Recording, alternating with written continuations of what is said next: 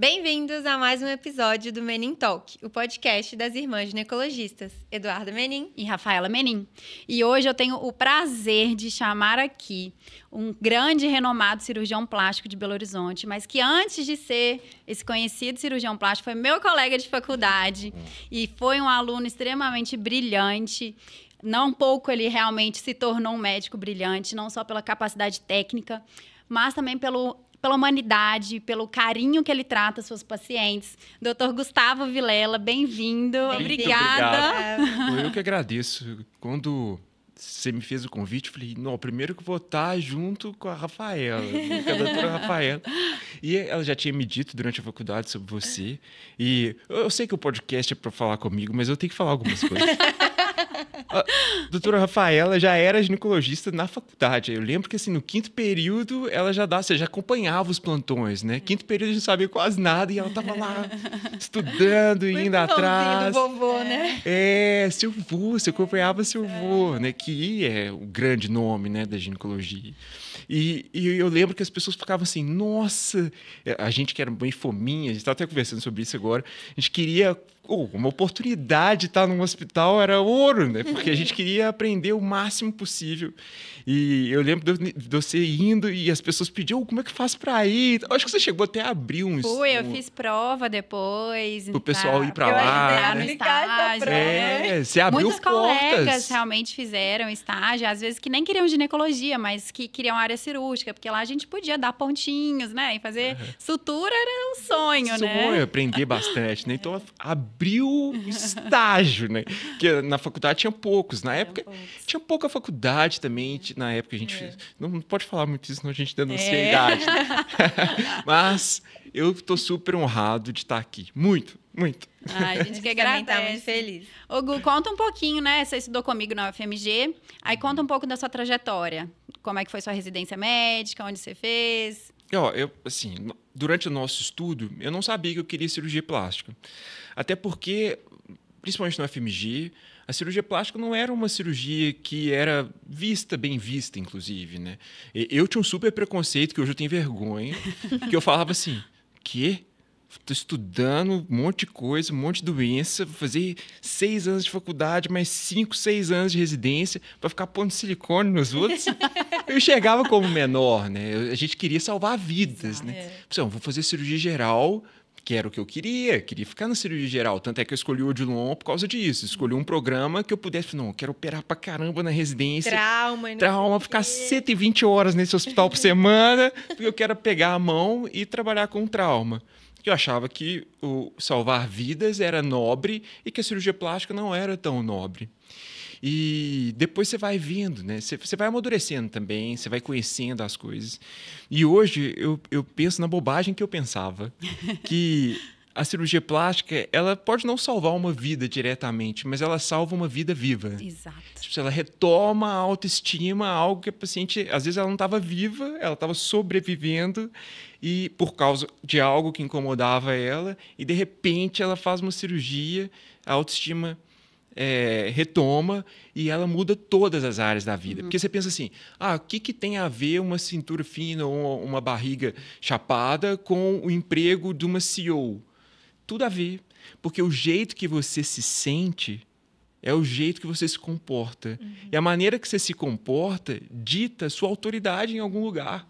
A gente às vezes pensa assim, é só uma roupa, é só um cabelo, é só uma plástica. Não é, é muito mais que isso, né? Porque a maneira que você pensa determina o que você sente, né? E o que você sente determina a maneira que você age. E o que você age, do jeito que você age, o seu comportamento determina a sua personalidade. Olha só a cadeia. Até onde você vai chegar ali. E a sua personalidade determina até onde você vai chegar. As pessoas que você vai conseguir conquistar. Não, e olha como é engraçado, né? A gente já falou sobre isso tudo com a Ana Paula, que veio aqui, foi colega de vocês na faculdade. Fenômeno também. E ela também Igual falou você. que se sentia dessa forma quando ela pensou em fazer dermatologia, né? Não, que é uma área também ligada à estética. Quando os nossos colegas, eu falei assim, eu passei na prova de residência de geral, depois você passa a fazer outra prova para plástica, né? E quando eu passei na plástica, as pessoas, que? Você vai fazer cirurgia plástica? Eu falei, nossa, nunca imaginei e tal. Porque as pessoas, elas têm uma visão, os próprios colegas têm uma visão diferente do cirurgião plástico, assim. Porque o cirurgião plástico ele não está dentro dos hospitais. Tudo bem, tem a parte reconstrutora, que tem isso, mas não é tão evidente assim. Geralmente, a carreira do cirurgião plástico é uma carreira mais solitária, né? Eu, por exemplo, eu não encontro com ninguém. Eu não tenho contato com outras especialidades, eu não tenho contato, por exemplo, às vezes você vai fazer uma cirurgia, você tem contato com um urologista, você tem contato com um endocrinologista, você tem contato no hospital, você tem vários médicos ali vendo a mesma paciente, porque às vezes ela tem não só um problema ginecológico, mas tem outros problemas em questão. Na plástica é uma cirurgia marcada, que o paciente sai bem de casa, feliz, saudável, opera e volta para casa feliz, saudável. Então, assim, o contato que eu tenho é com a nossa cardiologista, a doutora Joals, que dá alta nos pacientes, os anestesistas da nossa equipe, a dermatologista que cuida de cicatriz, mas eu tenho pouco contato. Então, acaba sendo uma carreira um pouquinho mais solo, assim, né? Ô, Gui, você sentia, assim, essa questão desse preconceito com a cirurgia plástica, de que era uma área que visava ganhos financeiros, enriquecimento, que o médico vai ser bem-sucedido nesse sentido? Totalmente. Porque quem pensava, eu quero ganhar dinheiro na medicina, porque tem gente que entra na medicina com um pensamento de ganhar dinheiro. Felizmente. Eu acho que a questão financeira... Claro que todo mundo trabalha e todo mundo pensa nisso, todo mundo tem sonhos que envolvem você ter uma boa remuneração. Mas, como tudo na vida, se isso for o objetivo, inclusive você não consegue ele. Ele tem que ser uma consequência. A questão financeira sempre tem que ser uma consequência, não um objetivo. E, durante a faculdade, eu enxergava o cirurgião plástico como isso. Ele está largando a medicina, ele não quer salvar vidas mais. E agora ele está pensando só numa questão financeira, ele não está pensando no paciente nem nada, ele está pensando só em ganhar dinheiro, então ele vai fazer cirurgia plástica. Esse é um ponto sensível, mas que é uma verdade. Eu pensava assim. E depois que eu fui conhecendo, eu conheci a cirurgia plástica pela reconstrutora, no Odilon. Tem um cirurgião muito bom, que chama Rogério Noronha. Ele trabalha basicamente com cirurgia reconstrutora hoje, estética também. Porque quem faz reconstrutora, faz estética. Mas nem sempre o contrário. Porque às vezes a pessoa pensa assim, nossa, vou fazer uma mama, vou colocar um silicone. Se você faz uma reconstrução mamária do zero, uma paciente com pós-mastectomia, porque teve câncer de mama, teve que tirar a mama inteira. E lá na Garcia a gente reconstruía a mama do zero, às vezes. Pegava músculo aqui das costas e tal. Ela faz uma parte estética muito mais facilmente e o contrário, não. A pessoa que só está acostumado com estética, às vezes ela não volta na reconstrução. E aí esse médico, que é muito bom, muito bom cirurgião, e eu via que o prazer dele em operar, assim, nossa, é muito bom, os pacientes ficam felizes, e você retoma a função, né? Queimado, várias partes da área reconstrutora da cirurgia plástica, você via que a pessoa ficava tão grata que, às vezes, a gente tinha uma facada, um acidente automobilístico e o paciente saía vivo, e ele, obrigado, doutor, tal. Aí, você corrigia algum tumor e deixava ele esteticamente bem na face, por exemplo, ou em qualquer outro lugar, ele ficava assim, maior, né? Nossa, doutor, obrigado, ficou essa cicatriz aqui, mas aqui agora eu consigo olhar no espelho, eu consigo sair, ele fica mais feliz. A gratidão, né? Até mais grato, às vezes, do que outras áreas. Quando a gente fala de estética, as pessoas olham, às vezes, acho que muito pelas questões de mídia social, porque hoje houve uma banalização também da beleza, né? Assim, o alcance de uma beleza, né? Irreal e tudo. Mas a gente está falando de pessoas reais, pessoas que têm dores, né? Que, às vezes, uma adolescente, uma jovem que teve uma mama muito volumosa ou assimétrica, que sofreu muito com isso durante a vida, que, às vezes, não conseguia colocar uma blusa mais justa, que isso afetava a autoestima. Ou o contrário, que não tinha mama. Não tinha mama, né? Exato. Comparando. E se sentia infeliz por isso. Uma pessoa que tem uma questão no rosto, que ela não se sente à vontade, um nariz, né? Alguma coisa que não é só estético. A gente está falando de sentimentos, né? E que isso realmente vai ter repercussão em todos os aspectos da vida da pessoa. E isso não tem dinheiro nenhum que pague esse sentimento, assim. Então, é claro que eu seria hipócrita de dizer que a cirurgia plástica não é uma cirurgia bem remunerada. Sim, é uma das especialidades da plástica que você consegue uma remuneração maior, principalmente porque ela é particular. A partir do momento que você não tem envolvimento de plano de saúde, o intermediário nesse processo, a maior parte é particular, então, obviamente, a sua remuneração é um pouco maior. Mas é uma pequena porcentagem de cirurgiões plásticos que tem uma boa remuneração. O que as pessoas não sabem, mas só 3% dos cirurgiões plásticos têm uma renda que é acima da média dos médicos. O restante está na média dos médicos. Estão dando plantão no SAMU, estão dando plantão em outros lugares.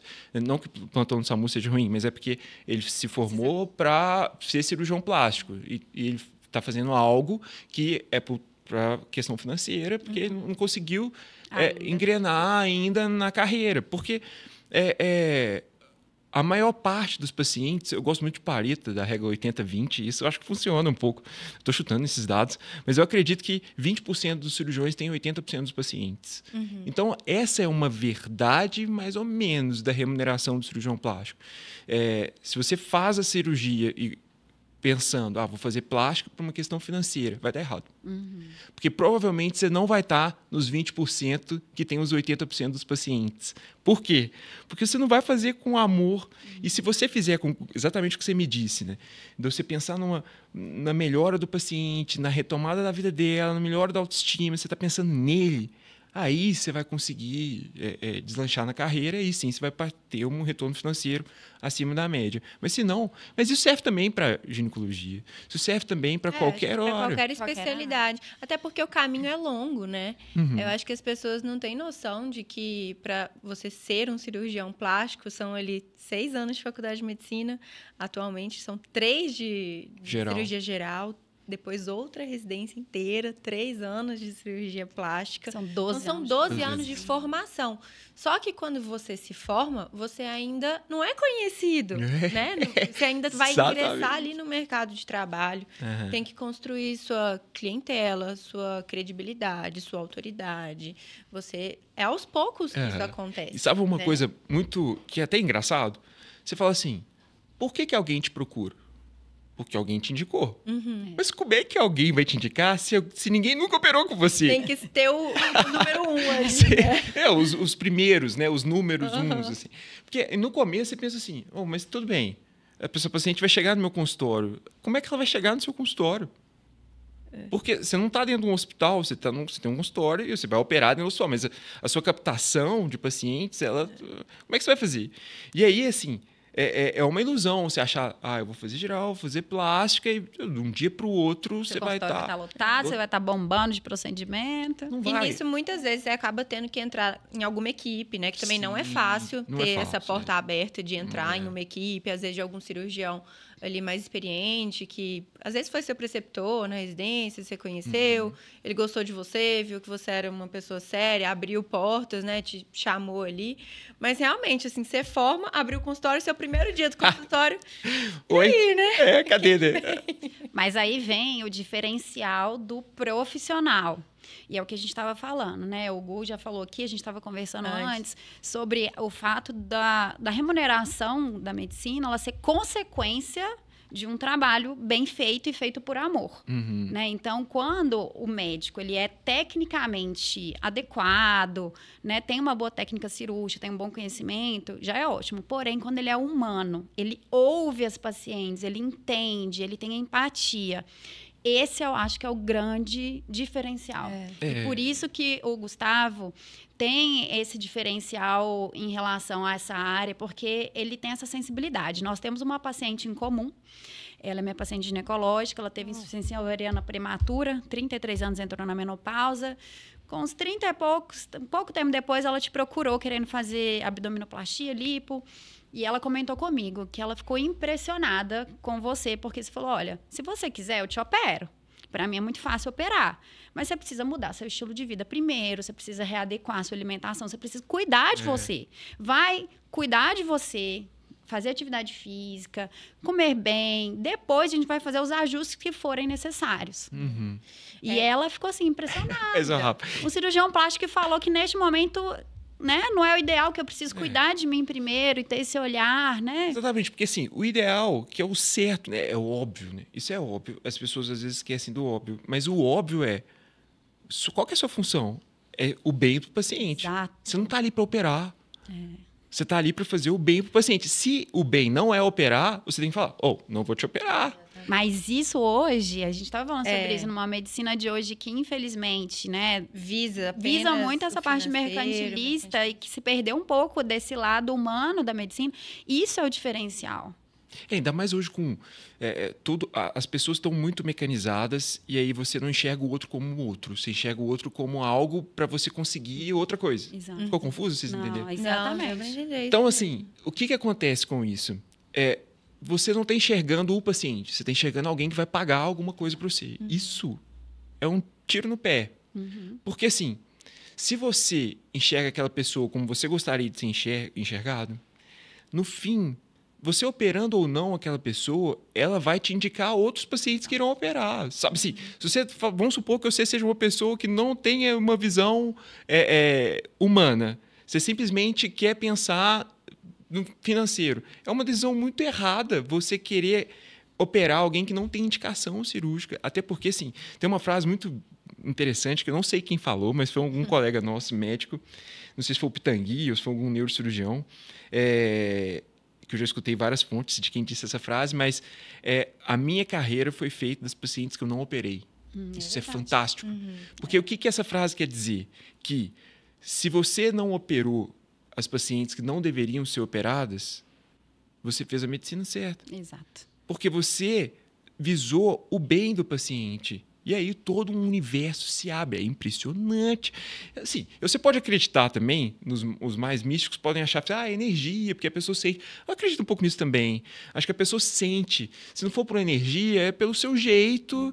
E o olhar não tem como, sabe? Eu acho que ela vai realmente perceber que você está querendo fazer o bem para ela. Porque seria muito fácil você chegar e falar assim, tá bom, vamos operar. E aí, pré-operatório, a gente marca tal dia. E pronto. O vinho, isso é legal. O vinho mais caro que eu tenho na minha adega, porque eu ganho muito vinho dos pacientes. Isso aí eu tiro onda com isso. O vinho mais caro que eu tenho na minha adega foi de uma paciente que eu não operei. Um caso semelhante ao seu. Porque ela exatamente veio nessa situação que você descreveu dessa nossa paciente comum. Depois você me conta quem é. Que ela veio para fazer uma cirurgia, só que, sim, hábitos totalmente errados de vida e tal. E ela falou assim, doutor Gustavo, eu passei em 7 cirurgiões, você é o 8º. E eu tô na dúvida, porque ninguém me passa segurança. Eu não senti confiança em ninguém que eu fui. Eu falei, sabe por que você não sentiu confiança em ninguém? Porque você não tem que operar. Sua cirurgia não vai dar certo. Se a gente te operar, primeiro que o seu resultado não vai ficar bom. Porque eu tenho um limite de gordura que eu posso tirar. Primeiro passo. Eu posso tirar 7% do peso corporal. Se você tem 100 e você vai para 93 e você tem 1,60 m e poucos, não faz muita diferença. Você não vai ficar com... Não vai fazer um milagre, né? Você não vai se transformar. Você vai melhorar, mas você não vai se transformar. Você não vai... A sua expectativa com uma cirurgia plástica é você se transformar. Você não vai se transformar. Perdendo 5, 7% do peso, você está muito acima do peso. Outra, sua cirurgia é mais arriscada. Porque se você está acima do peso, existe todo um universo que a obesidade causa. Então, assim, pós-operatório é mais difícil, o risco de embolia é maior, então o risco cirúrgico já é maior. Então, por aí já está errado. E o outro ponto é que você vai perder cirurgia. Porque o que levou você... E isso é para todos nós. Se a gente está numa situação da vida que a gente não gosta, você encontra a pílula mágica para resolver essa situação, vai dar errado. Por quê? O que te levou àquela situação, se você não mudar, aquela pílula mágica pode até resolver aquela questão momentaneamente. Mas o seu comportamento vai te levar para aquela situação de novo. Então, assim, se você opera, pode até ficar bom, você pode até ficar feliz com o resultado, mas o que te levou a 100 quilos? Ah, meu metabolismo. Ok, vamos ver seu metabolismo. Ah, porque eu fico ansioso e como muito. Então, vamos ver. Porque isso não vai mudar. Seu filho não vai te dar menos trabalho depois que você fizer cirurgia plástica. Seu marido não vai te deixar de pôr a toalha em cima da cama depois que você fez cirurgia plástica. Seu chefe não vai deixar de cobrar as coisas. Então, assim, não vai mudar. Seus problemas não vão sumir, né? Não vão sumir. É isso. Seus problemas não vão sumir. Então, assim, o que te levou a ter 100 quilos vai continuar existindo. Então, você vai voltar com os seus 100 quilos. E é pior, porque a gordura não volta aonde você tirou, porque você tira os adipócitos. Ela vai para outros lugares. Fala, estou gostando, maravilha, então meu abdômen vai continuar chapado. Claro que não, você aumenta braço, aumenta rosto e o pior, você aumenta gordura visceral, que é a gordura que aumenta risco cardiovascular, aumenta tudo. E se você não muda hábitos, além disso, você ainda continua com gordura visceral, você pode até ficar com o corpo que você gostaria de ter, mas você está com risco cardiovascular, você está doente. Isso não é felicidade. Quando a pessoa procura cirurgia plástica, ela quer ser feliz. Mas felicidade é uma coisa muito ampla. Sim, mas você procura melhorar para, no final das contas, ser feliz. Tudo que a gente faz, no final das contas, em última análise, é para ser feliz. Exato. Então, você fala assim, eu vou viajar porque você quer ser feliz. Eu vou fazer um curso porque eu quero ser um cirurgião muito bom, porque você quer, todos os dias, entrar num bloco cirúrgico, fazer uma FIV brilhantemente como você faz, fazer o que você faz todos os dias, tudo, e ter a consciência e falar assim, não, eu fiz o melhor possível. Isso é felicidade. Então, em última análise, é felicidade. Então, se uma paciente opera e eu vejo que a cirurgia não vai deixar ela feliz, não vale a pena fazer. Isso serve para acima do peso, mas serve também por uma questão mental. Sim. Tem gente que não está pronto psicologicamente para a cirurgia. Isso é muito importante. Por quê? Porque você está pronta para uma cicatriz? Mas a cicatriz fica fininha. Não sei. Para as prováveis, possíveis complicações que podem acontecer. Você está pronto. Então, assim, você tem que estar pronta do ponto. E como é que você está pronto? Querendo muito. E se você quer muito, você consegue se preparar, inclusive com reeducação alimentar, com outras coisas. Então, assim, eu sei que é uma dura verdade e que é pesado falar isso, mas se você não consegue manter o seu peso, você não vai conseguir manter a cirurgia. E se você não conseguir manter seu peso, emagrecer e fazer atividade física, claro que existem exceções, né? Você pode estar com o metabolismo realmente atrapalhado, você pode estar grávida, você pode estar com outras questões que são momentâneas, mas você passou a vida inteira acima do peso. Se você não conseguir reeducar sua alimentação, você não consegue fazer atividade física, você não vai manter a cirurgia. E provavelmente você não vai conseguir outras coisas na sua vida. Isso é polêmico. Muito polêmico, porque muita gente fala assim, não, mas isso é uma falta de empatia com quem está acima do peso. Não é. Eu acho que a gente, eu inclusive, tenho essa dificuldade. A gente tem que saber reconhecer o que a gente precisa de melhorar. Porque você pensa assim, por que eu fiz cirurgia plástica? A princípio, você pode falar, foi porque eu tinha habilidade manual, foi porque igual eu te contei da questão de melhorar a autoestima. Sim, esses foram bons motivos. Mas o motivo principal, que eu mentia para mim mesmo, mas hoje eu sei qual foi o motivo principal, olhando para trás. Esse foi o motivo que eu me contei na época. E convenceu. Que eu me convenci na época. Mas hoje eu sei o motivo lá atrás. Graças a Deus deu certo. Mas o grande motivo eu não tenho habilidade emocional para lidar com morte. Não tenho. Isso é uma questão... complicação, paciente ia para CTI, eu envolvia tanto com o paciente, eu tinha um problema. No Vera, tinha uma paciente, que eu não vou citar o nome dela, óbvio, mas eu sei que você sabe quem é. Porque a gente chegou no estágio do CTI, ela tinha 26 anos, mais ou menos, ela era filha de médicos, não sei se você lembra dessa história. Essa paciente, eu lembro dela constantemente, não lembro dela todos os dias, mas eu lembro dela com uma frequência alta, porque ela tinha 26 anos, tinha uma vida toda pela frente, tinha acabado de casar. O marido dela ia para lá, ele não tinha coragem de entrar. E ela descobriu um adenocarcinoma gástrico em fase avançadíssima. Os pais eram médicos, os pais falaram assim, cuidado paliativo. Então, ao invés dela fazer o cuidado paliativo no quarto, ela acabou fazendo no CTI por uma questão assim, de conforto e porque realmente ela estava muito mal. Assim. E aí, quando eu lembro dessa paciente, eu penso assim, o que realmente eu consigo lidar? Se eu não consigo lidar com a morte, não tem jeito de eu ser um neurocirurgião. Um cirurgião de trauma. Um cirurgião de trauma que eu queria ser. Não tem jeito. Esse é oncológico, né? São áreas difíceis. Oncologia. Que vão lidar com perdas, exato. Eu fico sabendo de uma história de um paciente, não, quando é criança, então, de um paciente, uma pessoa, por exemplo, criança, recentemente eu operei uma oncologista. Na verdade, ela é hematologista. O dia a dia dela, leucemia. Pô, é possível. Assim, você absorve, né? Ainda mais que fala assim, esses dias eu tratei uma menina de 4 anos. Minha filha tem 4 anos. Rapidamente você identifica. E eu faço essa identificação o tempo inteiro. Na plástica isso é maravilhoso, porque eu consigo me envolver com os pacientes. De maneira positiva, né? Só que da outra área, não. Então, onde eu quero chegar com isso? Que se você está acima do peso e o objetivo, se você está querendo fazer cirurgia plástica, você não vai ser. Por quê? Porque tem outras questões envolvidas com esse peso que você tem que resolver. É uma coisa muito dura, eu sei. Não é muito bonito e politicamente correto. Mas a verdade é essa. A obesidade esconde muita coisa por trás. Pode ser metabolismo, pode ser. Mas ela esconde uma questão que tem que ser resolvida antes da cirurgia plástica. Com certeza. Então, lembrando, né, que os bons hábitos, eles devem ser anteriores à busca da cirurgia. Porque tem muita gente que fala, depois que eu fizer minha cirurgia, eu começo. Não. Tem que ser o contrário, né? De pacientes, né? Não, vou fazer minha cirurgia, depois eu vou ter bons hábitos. O ideal é antes. Exatamente. Já começar antes, ter esses bons hábitos instalados, reduzir seu risco cirúrgico e até para você ter o resultado que você espera. Porque igual o Gustavo falou, que a cirurgia plástica, ela também não faz um milagre, existe um limite. A gente vai ficar frustrada ali, né? Com o resultado, enfim. Mas a gente estava falando aqui até um pouco antes também, de redes sociais.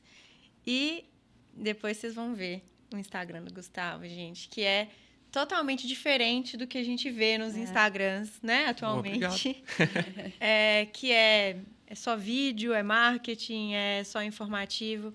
Mas o Gustavo compartilha nas redes sociais dele, no Instagram dele, alguns casos, né, de uma forma muito sensível, né, Gu? E, assim, é muito legal o jeito que você informa, que você escreve, que parece até meio poético, assim mesmo. E né? Você vê que ele realmente conhece as pacientes, porque ele conversa com as pacientes. Porque mostra outro lado mesmo. Não é a paciente que foi ali colocar uma prótese, né? É a paciente. Eu nunca falei isso, mas você sabe como é que começou? Pois é, como... É o que você foi falar, a gente emendando as coisas. Quando chegava uma paciente no consultório e ela falava assim, eu quero uma prótese de mama, mas eu quero um natural. Mas natural, o que é natural? Porque prótese de mama por si só, na minha opinião, na época eu pensava, não, peraí, já é um silicone, não tem como ficar, na mama natural é a sua. E eu ficava sem entender, porque assim, a gente que era muito nerd, né? Você tinha um conhecimento. Peraí, qual é o protocolo? Quais são os critérios? Aonde que está escrito que esse tal sintomas? Tal, a gente fica querendo entender o processo todo. A questão subjetiva, a gente tinha a tendência de pôr para o lado. Não, eu quero objetividade. Peraí, você está me falando que essa paciente tem tal doença reumatológica, sei lá, ginecológica. Mas quais os critérios que você está usando? Você fez biópsia? Como é que você tem certeza? Sabe assim? E qual que é o tratamento? Onde você viu esse tratamento? Qual guideline está falando que esse tratamento é o correto? A gente tem as... E na plástica, eu cheguei na plástica, querendo os guidelines, né? Assim, do ser humano, não tem. Eu quero uma mama natural. Mas qual que é o critério que essa paciente usou para definir o que é natural?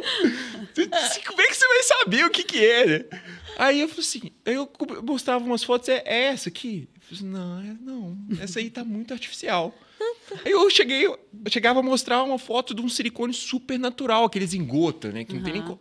Essa daqui? Eu falei assim, não, essa também, esse silicone aí também eu achei meio artificial, doutor. Você não tem nenhum mais natural, não? Eu falei, deixa eu te mostrar essa paciente aqui. E essa aqui, você gostou? Não, amei. Eu falei, não, essa não tem silicone. Eu falei, não, eu quero silicone. Porque minha amiga pôs, eu gostei da minha amiga pôs. Então, assim, é um universo que é muito difícil, porque, primeiro, você tem que casar a linguagem, porque a linguagem é diferente. Eu quero uma cintura fina. Como assim fina? Mas não muito fina. Não, peraí. O que é fina pra você? O que é fina pra você? Porque você tem que tentar entender o que a paciente tem na cabeça dela, Perfeito. na mente dela, né? no desejo dela. Perfeito. E aí, o caso que mais me marcou, uma paciente que ela tinha 30 e poucos anos, 38, 40, 3 filhos, e ela, recém-divorciada, me procurou para fazer cirurgia plástica. Primeiro namorado, super católico. O pai dela ela teve uma educação super rígida, o pai dela era militar. Então, assim, você imagina só, né? Primeiro namorado, 16 anos, ficou quase a vida inteira casada dela até aquele momento. 3 filhos, pai rigoroso com a educação, super religiosa, estava num consultório de cirurgia plástica. Ela pensou que nunca faria uma cirurgia plástica na vida. Mas o marido dela, eles se separaram, ela descobriu que ele estava namorando uma menina de 20 e poucos anos. Pesadelo total, né? Sim, principalmente no perfil dessa mulher. E aí ela veio e falou assim, doutor, queria fazer uma cirurgia plástica, porque assim, não estou gostando da minha mama, nem do abdômen, mas assim, não quero nada demais. Eu não quero colo, quero dar só uma levantadinha, quero fazer uma lipo pequena, não quero nada agressivo. Não quero tirar a pele, não precisa tirar a pele. Só uma lipo, porque propor um vestido não é para ninguém, não, é para mim. Não é para mostrar para ninguém, é o que eu quero. E aí eu operei ela, guidelines, né? Do jeito que ela me disse. Eu falei assim, não, eu quero... Aí depois, no pós-operatório, ela falou assim, doutor, eu sei que você fez tudo que eu te falei, assim, eu gosto demais do você, eu fiquei pensando se eu falaria isso, mas eu não estou feliz com a minha cirurgia. Pô, essa frase é de matar, né? Assim, eu não estou feliz. Eu falei, o meu objetivo era esse, né? Onde eu errei? Você me pediu, eu te coloquei. Sabe onde é que eu errei? Eu errei em não conhecer e não entender o que ela estava sentindo. Eu só entendi o que ela estava pensando. Uma mulher, na idade dela, o que ela quer? Recuperar a feminilidade. Ela quer se sentir feminina. Mas se sentir feminina não tem... Perfeito. Mas se sentir feminina não tem nada a ver com o corpo. Sim, claro que tem. Tem uma parte de a ver com o corpo, sim. Ela não cuidou dela porque... ela tinha outras prioridades na vida, não dá nem para você julgar, falar assim, dá tempo de você fazer isso, ou não dá. Ela não trabalhava fora, 3 filhos, ela dedicou a vida à família. E a educação dela, ela não ia falar comigo assim, Gustavo, eu quero um silicone. Isso para ela era assim, inadmissível ela falar que queria um silicone. Mas no final, o que ela queria? Ter um colo bonito para usar um vestido sem sutiã. Ela queria ir numa festa... ter não vulgar, de jeito nenhum, elegante, mas ela queria ter um colinho. Ela queria pôr um vestido e o vestido não ficar marcando as dobrinhas dela. Ela queria um contorno, ela queria sentir desejada. Exato. Que é um tabu, né? Sim, hoje é um pouco menos, mas você fala assim, mas uma mulher para a nossa quer... geração, a minha geração, né? Eu também tenho essa faixa etária, sim. Eu quase gaguejei para falar, né? Porque você fala assim, mas uma mulher ela tem que se sentir desejada, não. Ela tem que... ela não precisa de fazer uma cirurgia para o outro, ela tem que fazer para ela mesma. Isso é uma verdade. Mas todos nós, como seres humanos, a gente gosta de se sentir desejado. Desejado no sentido de que as pessoas falam assim, nossa, Rafaela, como você tá bonita. Quem não gosta disso? E ela estava num momento de vida que ela estava precisando dessa mudança, autoestima, dessa transição, né? De se sentir ali diferente.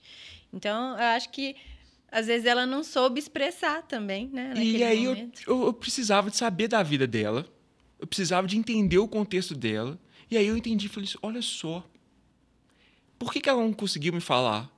Por causa da educação que ela teve, pelo processo de vida que ela viveu, ela não conseguiria falar para mim, até porque nem ela sabe. Exato. Nem ela sabe como ela quer o resultado da cirurgia. E aí eu operei ela do jeito que... Sim, tudo super elegante, nada vulgar, porque eu não gosto. Acho que assim, tem que ser proporcional, óbvio, né? Mas cintura fina, barriga, assim, que não marcasse no vestido. Ela deixou de escolher a roupa, o armário escolher ela que escolhia o armário agora. ficou super feminina, elegante, contorno lindo. E ela falou assim, nossa, agora eu tô super feliz. Ou seja, totalmente diferente do que ela tinha me dito. Inicialmente. Aí eu pensei, eu preciso conhecer minhas pacientes bem. Eu preciso saber, porque às vezes elas não sabem me pedir o que querem. Que é mais profundo ainda. E aí, quando você consegue entender a essência da pessoa, ela não sabe te pedir, ela te pede uma coisa e você entrega muito melhor do que ela te pediu, você, aí vira uau, né? Você fala assim, nó, ficou melhor do que eu imaginava. E o melhor do que eu imaginava é o contrário do... Totalmente o contrário do... não tô feliz. Nossa, com certeza. Sabe assim? Você vai do extremo ao outro. E essa paciente, ela me levou de um extremo ao outro. Ela me levou do... Não estou feliz com a minha cirurgia pro... Ficou melhor do que eu imaginava. Então, depois desse paciente, eu comecei a tentar entender a vida de todo mundo. O consultório tá cheio, tá lotado, tem 1 milhão de pessoas lá fora, tô atrasado. Não tem problema. Você tá aqui e meu horário é seu. Então, assim, enquanto eu não entender o que você quer de verdade, isso não é raro. Às vezes eu não entendo. Eu falo assim, eu não tô entendendo isso aqui. Não com essas palavras, né? Me explica melhor, né? Tô entendendo. Às vezes eu não consigo captar. Você fala, o que será, né? E é muito mais profundo. Tá por trás. Né? Você precisa conhecer ali a paciente realmente, no momento de vida que ela tá, as o que dores, que ela tá passando, o que ela já passou. Dores. O que ela espera, o que ela acha que a cirurgia vai trazer para a vida dela. Você quer um exemplo de como a mente nossa é uma coisa absurdamente determinante para o nosso comportamento? Uma outra paciente, mas essa já é mais recente, deve ter uns 5, 6 anos. Ela tinha uma cicatriz na mão e ela queria melhorar a cicatriz. Eu falei, mas esse lugar da mão é um lugar difícil da gente refazer a cicatriz, porque você mexe a mão, a tendência é ela ficar maior. E a cicatriz não era tão ruim assim. Eu falei, te incomoda muito? Incomoda muito. Aí eu pensei assim, não vale a pena operar. Então eu pensei, será que eu opero e falo com ela que se não ficar bom, eu te falei que não ia ficar bom.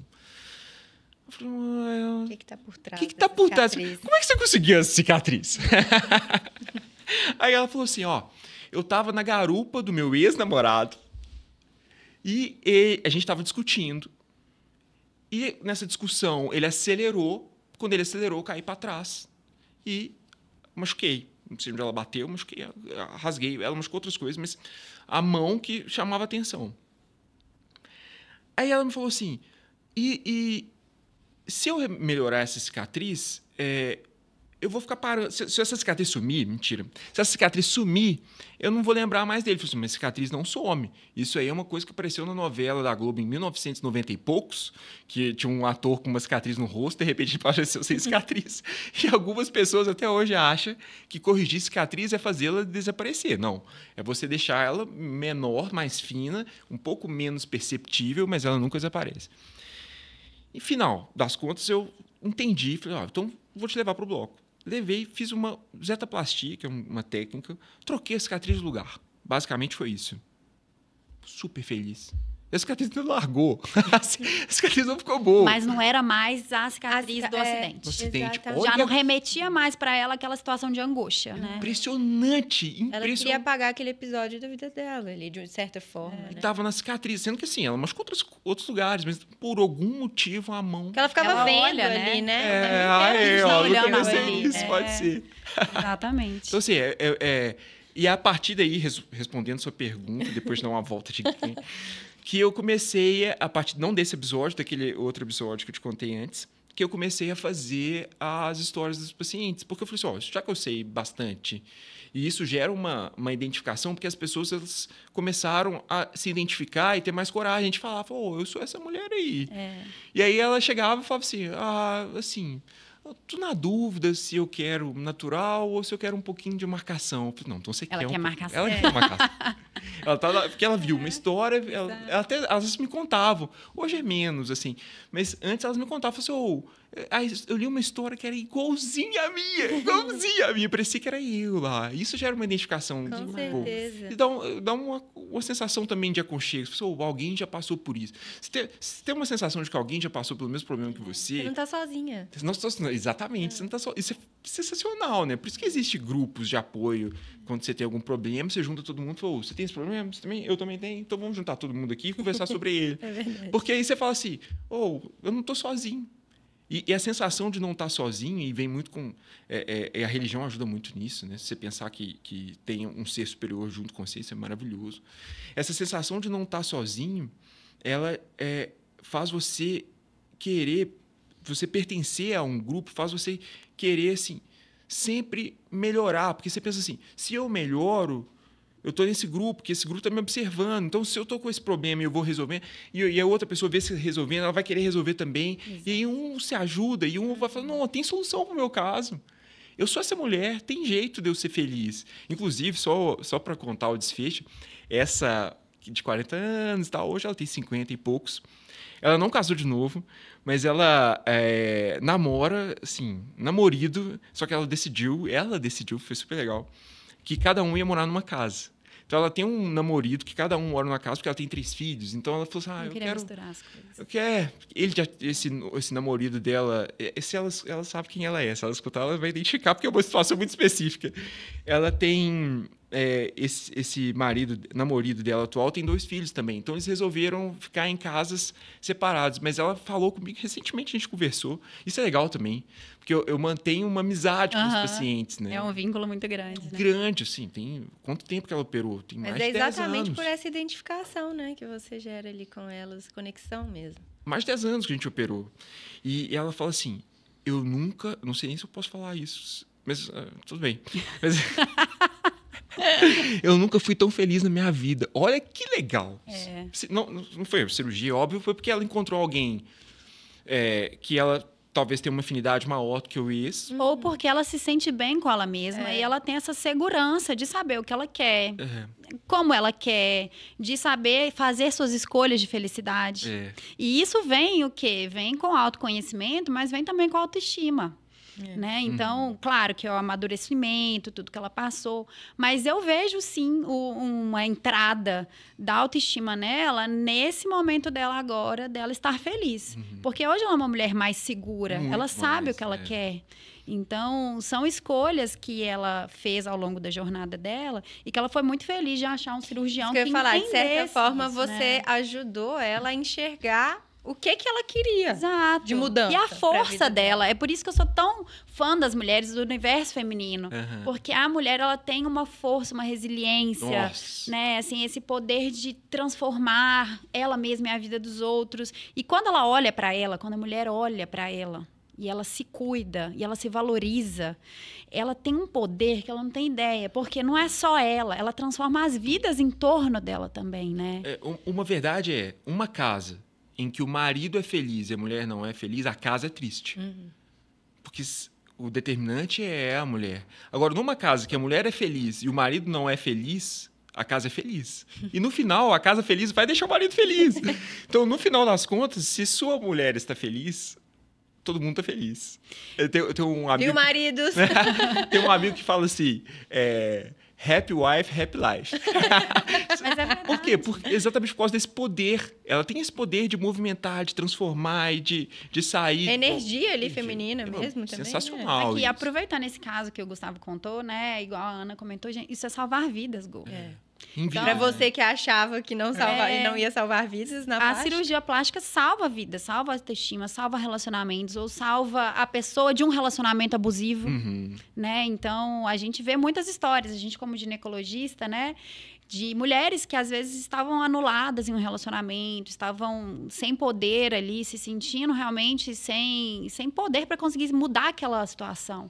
E às vezes uma coisa pequena, como uma transformação dela mesma em algum ponto que a incomodava, vai começando a dar esse poder para ela. E ela vai sair de uma situação e vai transformar a vida.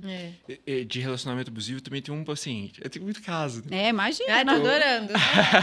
uma paciente que ela se separou, mas ela viveu anos num relacionamento totalmente abusivo, que ela falou assim, Gustavo, eu pensava assim, ninguém vai me querer, porque o meu ex-marido deixava bem claro o quanto eu era feia, o quanto que minha mama era caída, e quanto que minha bunda era murcha, e um homem ia me querer. Olha que nível, né? Isso não é um relacionamento abusivo. Você fala assim, não, extremamente passa do... passa de qualquer limite, né? E depois que esse caso, tem um caso que é melhor que esse, porque essa paciente ela operou e depois teve coragem de separar. Esse é forte pra caramba, né? Porque foi a cirurgia que deu força pra ela. Mas esse caso não, ela se separou porque viu que estava insustentável. E aí ela operou e contou a história, reiniciou a vida e tudo bem. Mas eu tenho uma outra paciente que foi o contrário. Ela operou e teve energia o suficiente para falar assim, não, eu tô tão bem. Exato. Que aí você não vai falar de mim. Né? Esse relacionamento não tá legal. Então eu vou ter força porque eu sei que eu consigo. Aí você fala assim, mas o que tem a ver com o corpo? Não tem a ver com aquilo que a gente começou falando. Não tem a ver com o corpo, tá dentro da mente. Exato, com certeza. Tudo é uma questão, em relação à estética, é uma questão de percepção mental. Na verdade, em relação à vida é assim. Né? Exato. Você pensa assim, fulano de tal, ele é tão feliz, mas assim, nossa, assim, a vida dele é tão ruim do seu ponto de vista. Porque você tem coisas dentro da sua cabeça que você julga aquilo. Olha como ele enxerga. E isso é um aprendizado. Porque se você não tem na cabeça, que você fala assim, se você pensa assim, eu vou ser feliz quando terminar a residência, quando... tô errado, você tem que ser feliz agora. Todo dia. Todo dia. Porque se você usar o presente como degrau para o futuro e não viver o presente, só falar, é um degrau para o futuro. Mas eu estou estudando para o concurso, então é um degrau para o futuro. Não, você tem que ser feliz estudando para o concurso. A gente era feliz nos perrengues, nos plantões. Na faculdade, estudando para as provas. Você tem que ser feliz ali. Se você é feliz aqui, você vai ser feliz no futuro. Se não, não adianta. Porque é uma percepção mental. Você tem que entender que o futuro e o passado eles não são seus. O passado já passou, você tem que usar ele como aprendizado e ok. E o futuro, você nem sabe se vai estar vivo amanhã. Não está nas suas mãos. Não está nas suas mãos, é incontrolável. Por mais que a gente tenha a tendência de querer controlar o futuro, mas a gente não tem certeza de como é que vai ser. A gente você só tem tem um presente. Então você é feliz agora. Gente, esse bate-papo, eu estou gostando tanto que eu preciso fazer uma confissão. Que eu tive uma quedinha pela plástica durante a faculdade. Eu sempre gostei muito de cirurgia, né? Acabou que eu atualmente atuo na área de cirurgia ginecológica porque eu gosto muito de cirurgia. Mas na minha faculdade, eu gostava muito de cirurgia geral também. E a gente, no meu ano de internato, parou de ter estágio obrigatório na plástica. Era um estágio um pouco mais curto, nas subespecialidades cirúrgicas. Então, a gente rodava muito mais tempo no trauma, na geral mesmo, né? No digestivo, enfim. Na plástica, pouco. E na plástica era só umas 2 semanas. E no meu ano de internato, acabou esse estágio obrigatório da plástica. E eu fiz meu estágio optativo do internato na cirurgia plástica na minha faculdade. Legal. Porque eu realmente tinha uma quedinha pela plástica, pela área cirúrgica. É incrível, plástica é incrível. E eu amei, só que foi no meu 6º ano. E eu já tava, com tudo, assim, não, é GO. Então, sua carreira foi mais ou menos parecida com a da Rafaela. Foi, assim, bastante. Que a Rafa já sabia que ela queria desde... eu ainda no começo... Desde antes de pôr o X no vestibular. Tipo isso. Eu ainda tive... quis conhecer as outras áreas e bati o martelo mesmo na GO no 4º ano, mais ou menos, 3º, 4º ano. Mas desde o 1º ano que eu era da Liga de GO, de tudo de GO também. Mas a plástica GO, não sei, é da Liga de GO, acompanha o plantão de GO, faz tudo de GO, a irmã, eu vou, de férias pra cá, ficava lá enfiada. Ficava comigo na Rafa. Mas eu tive uma quedinha pela plástica, gente, porque realmente, transforma vidas. E eu consegui enxergar isso desde lá da faculdade. E na minha faculdade, que era uma faculdade pública, a área da plástica que a gente acompanhava mais não era tanto a área estética, era muito reconstrutora também, né? E a gente realmente via essas histórias. É muito legal. Muito legal. Exatamente. Agora, eu queria fazer uma pergunta para o Gustavo. Em eras agora de mídia social... que existe um certo exagero. Banalização? Né? até uma banalização, das assim, cirurgias, né? De cirurgias, de padrão de beleza. Como é que você enxerga isso, Gustavo? Porque a gente vê mulheres, às vezes, lindas, que já são, assim, esteticamente perfeitas, mas aquilo que você falou do olhar da felicidade, né? Então, às vezes, elas são maravilhosas, mas elas não se enxergam assim, elas sempre querem alguma coisa. Sempre tem algo a mais que elas querem. Ou não sei se é algum tipo de pressão que elas sofrem também, né? Pessoas que vivem de imagem. Um caso que me marcou muito foi uma influenciadora que morreu fazendo lipo no joelho. Lembra disso? Nessa gordurinha. E você olha pra ela, é maravilhosa, gente. Será que é o agente dela que fala, olha, melhora isso porque você vai conseguir mais trabalho? Ou ela que se sente mal por causa disso? Como é que você vê isso, Gu, hoje? Assim, eu tenho pacientes que são modelos famosos e que precisam do corpo para a imagem. Então, eu consigo te dar uma resposta, ter uma resposta que vai além só do que eu penso, mas do que eu observo também. Né? Não que seja uma verdade, mas que é a minha vivência. Não é com a plástica, não é com a estética isso, sabe, Rafa? É com o mundo. O que tem acontecido? E claro que a estética é um reflexo disso, porque a estética é a primeira coisa que aparece, literalmente. Mas o mundo está assim.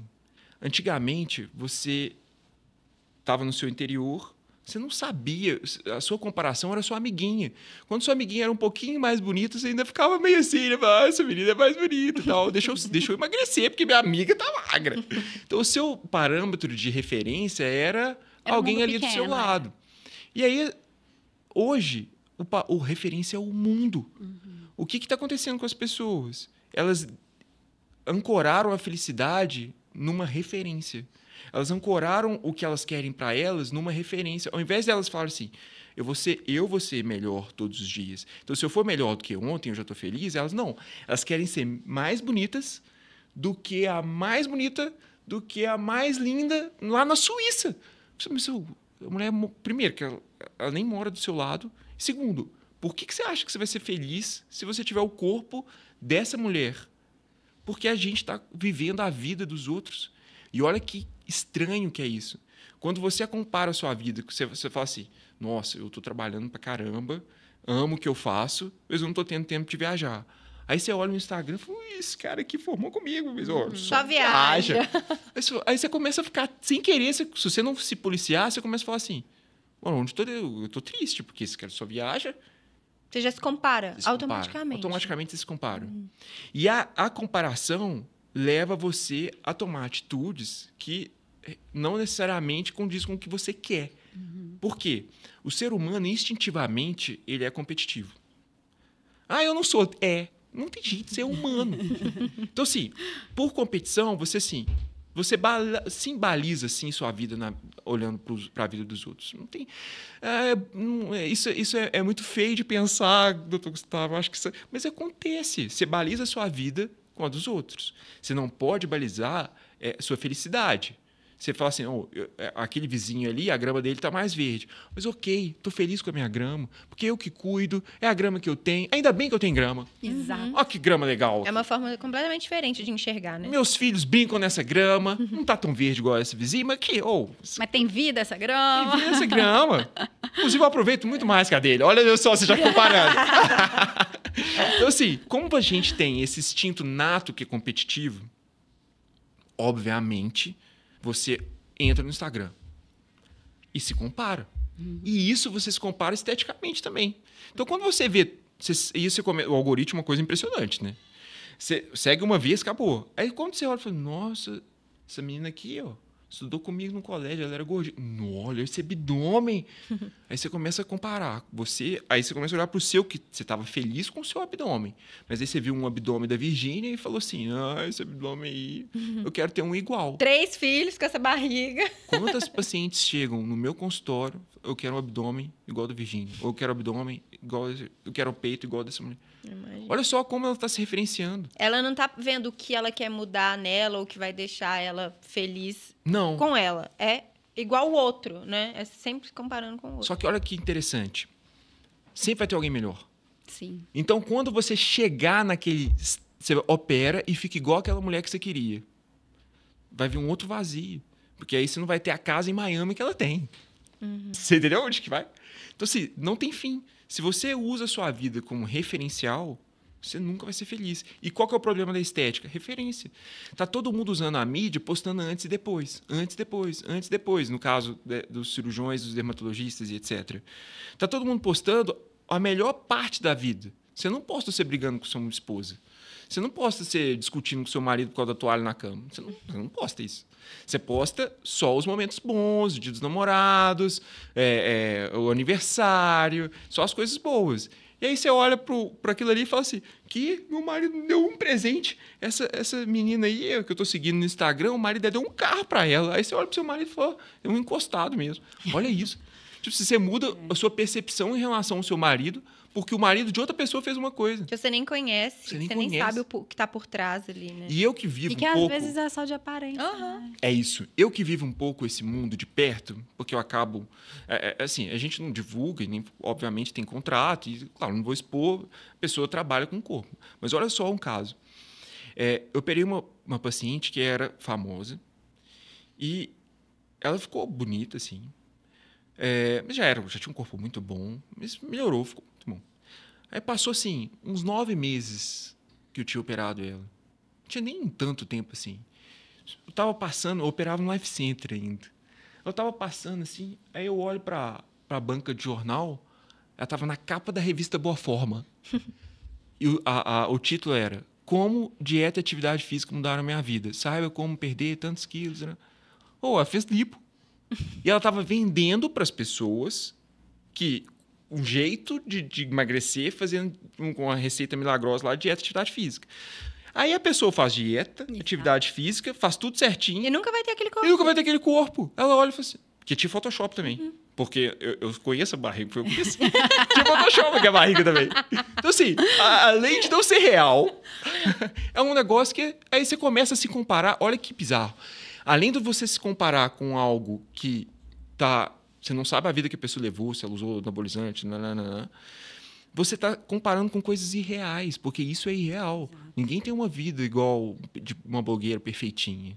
Nada disso. E a estética é uma cara disso, respondendo a sua pergunta. E você falou isso do anabolizante, e também a gente vivencia isso também. A gente tem pacientes que também trabalham com mídia e tudo, e que postam sobre vida fitness, mas a gente sabe, porque a gente sabe todas as medicações que o paciente usa. Não fui eu que prescrevi, mas ela usa, às vezes, anabolizante. E é isso. Aí a paciente normal olha para aquilo ali, para aquela influência, e fala, nossa, eu quero ser igual a ela. Só que na vida real, fazer atividade física e musculação, você vai ter um corpo normal. Ter um corpo legal, uma saúde excelente. E se for ter um resultado, você vai levar anos para ter um resultado. E é um corpo real. Né? Essa que é a questão. Por isso que eu gosto muito de uma influencer. Ela é aqui de Belo Horizonte, ela se chama Letícia Pupin. Ela não é muito famosa, assim. Ela é bem conhecida aqui, mas não é dessas internacionais. Ela fala, eu fiz cirurgia plástica. Se eu pergunto, eu fiz cirurgia plástica. Então, assim, ela posta tudo que ela indica, você fala, isso aqui eu usei, mas não gostei, sabe assim? Que é uma coisa real e é por isso que faz tanto sucesso. Assim, hoje, as pessoas estão precisando de gente de verdade. Elas não estão precisando daquela coisa igual... Antigamente, como todo mundo era normal, você gostava de assistir Rede Globo, você queria ver os carros, os atores lindos, né? Aquelas atrizes maravilhosas.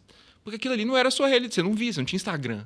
Era o único jeito de você ver. Então, assim, o único jeito de eu ver alguém milionário é assistir televisão. Era novela, era no cinema, né? Era o único jeito, no cinema. Hoje tem o Instagram, você consegue ver a vida, inclusive, dos atores, das atrizes ao vivo. 24 horas. Postando o tempo inteiro. Então, aquilo ali era uma coisa distante. Porque hoje é próximo, exato. Tem essa sensação de proximidade, porque não é próximo. Não é próximo. Porque às vezes é isso. Às vezes o que está na rede social não é o real. Então, tem pacientes que às vezes postam lá, igual você falou, do Dia dos Namorados, numa foto linda com o marido, mas eu sei que o relacionamento não tá bom. Exatamente. Eu sei, porque ela me conta na consulta. Né? Então, a gente tem que tomar muito cuidado, né, com mídias, com falsas expectativas, na parte da cirurgia também, né, ter uma expectativa de que o resultado vai ficar assim, saber as limitações da cirurgia. E procurar um bom cirurgião que realmente vai ter essa humanidade de entender o contexto Gustavo, de é vida. diferenciado demais. Esse é o diferencial. Agora, só porque eu abri a caixinha de perguntas... Eu ia falar isso agora. Eu tenho algumas perguntinhas só para fechar aqui, para as pacientes não ficarem sem. Perguntas que tivemos lá foi sobre silicone e amamentação e sobre cirurgias no pós-parto. Cirurgia no pós-parto, mommy recover, que as nossas pacientes querem saber sobre. Todas as perguntas, na verdade, foram quando depois que isso. pode fazer cirurgia da mama. Pode fazer lipo depois do parto. E a interferência do silicone na amamentação. Perfeito. Fala só um pouquinho pra gente finalizar. Bom, o silicone ele não atrapalha a amamentação. O que pode atrapalhar a amamentação é a mastopexia, que é a cirurgia que é feita para levantar as mamas, independente se põe um silicone ou não. Então, se a paciente tem uma mama caída e ela vai levantar as mamas, independente do silicone ou não, porque o silicone ele sempre vai ficar longe da glândula mamária. Ou ele está embaixo da glândula mamária, ou ele está embaixo da face do músculo, ou ele está ainda mais embaixo ainda no músculo. Então, ele não encosta na glândula mamária, não tem problema nenhum. O silicone não interfere na amamentação. Mas a cirurgia pode diminuir, você corta os ductos lactíferos, diminuir a chance de amamentação, sim. Então, se você tem uma mama caída e pensa em engravidar, tem um filho primeiro, amamenta, depois você opera. E quanto tempo depois eu posso operar? Isso. Você tem uma hipertrofia de glândula mamária, óbvio, porque ela está cheia de leite ali, está desenvolvida. E isso atrapalha o julgamento do volume da mama. Então, quando você acabei de amamentar, entreguei meu filho, amanhã eu vou operar. O que vai acontecer? Eu vou operar uma mama que ela está com um volume que eu não tenho ideia do volume real dela. E isso peca muito no resultado, porque assim, às vezes a mama dela é pequena, só que ela está parecendo grande. Aí eu vou e tiro a glândula mamária. Depois de que a glândula mamária volta ao normal, e voltar ao normal leva 3 a 6 meses, depois que parou de amamentar, 3 meses depois que secou o leite, ou 3 a 6 meses depois que parou. Porque depois que parou, e se você não usa nenhum medicamento para secar o leite, ainda fica com a glândula... Às vezes ela fica até saindo um pouquinho de leite. Até o eixo regular e essa prolactina ser inibida. Mas, então, sim, o ideal é se operar 3 a 6 meses. Eu gosto de 6, porque eu tenho certeza que a mama está no tamanho real, os ductos lactíferos estão vazios, você ainda tem um risco que é pequeno, mas existe infecção, porque os ductos estão dilatados. A bactéria pode entrar pelo ducto lactífero, porque você acabou de estar amamentando, os ductos, que são... Para quem não sabe quem que é ducto lactífero, são uns canos, uns caninhos que... A glândula produz o leite na glândula mamária e ele sai pelo mamilo para o bebê sugar esse leite. Então, pode entrar bactéria por ali. Então, você tem um risco maior de infecção. Tranquilamente, 6 meses. Literatura, 3 a 6 meses. Lipo. Eu aconselho fazer lipo depois de 1 ano, por 2 motivos. Primeiro, você está com recém-nascido. Assim, tem um vínculo ali que ele precisa do seu. O pós-operatório de plástica não é fácil. São 4 a 7 dias difíceis, depois vai melhorando, mas ainda você não pode, às vezes, dependendo da cirurgia que você fizer, você não pode pegar no colo. E isso vai ter um problema. Para o bebê, não, acho que daqui a pouco ele não vai lembrar, né? Mas para a mãe, você vai falar assim, não, mas vendo ele chorar, e o bebê ele chora por falta desse contato de pele. Você vai estar de macacão, o corpo inteiro. Assim, por uma questão psicológica, espera 1 ano. Ah, mas eu não posso operar. Aí são exceções, mas a pergunta foi de uma maneira geral. Sim. 1 ano, fazer a lipo. Porque se fizer só o silicone com 6 vezes, não tem problema, que você põe ele no colo, você continua com contato de pele. A lipo já do corpo inteiro já é diferente. E a aplicatura do músculo, geralmente você tem uma diástase pós-gestação. Diástase é quando o músculo separa e a gente tem que amarrar esse músculo. Você não precisa pegar peso, esses pontos arrebentam. Então, o bebezinho tem aí pelo menos 4 quilos. Então, assim, com 1 ano ele vai ter uns 10 quilos. E isso é pesado para o pós-operatório. Então, também mais um motivo para a gente esperar 1 ano. Então, pacientes, esperem, curtem essa fase. Tem mais uma coisa que eu lembrei. O músculo pode voltar, né? Você tem principalmente se for a primeira gestação, você fala assim, minha barriga está horrível, eu estou acima do peso, mas você acabou de ter o filho.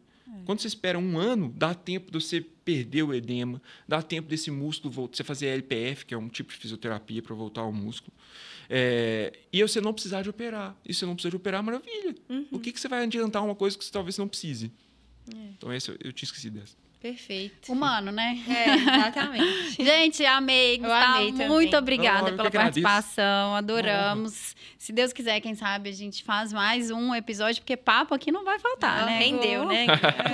Muito obrigada mesmo. Foi muito bom. Eu que agradeço e, claro, uma honra e eu estou à disposição sempre. Acompanha o Gustavo lá nas mídias sociais. O Instagram, @Gustavo Vilela ou Dr. Gustavo Vilela? É dr.Gustavo Vilela. Isso. Vocês vão acompanhar os casos e vocês vão apaixonar pela cirurgia plástica e pelo efeito transformador que ela pode ter na vida das pessoas. Não esqueçam de seguir a gente aqui também no YouTube, no Spotify, deixar o like e ativar o sininho. Tchau, gente. Até as próximas.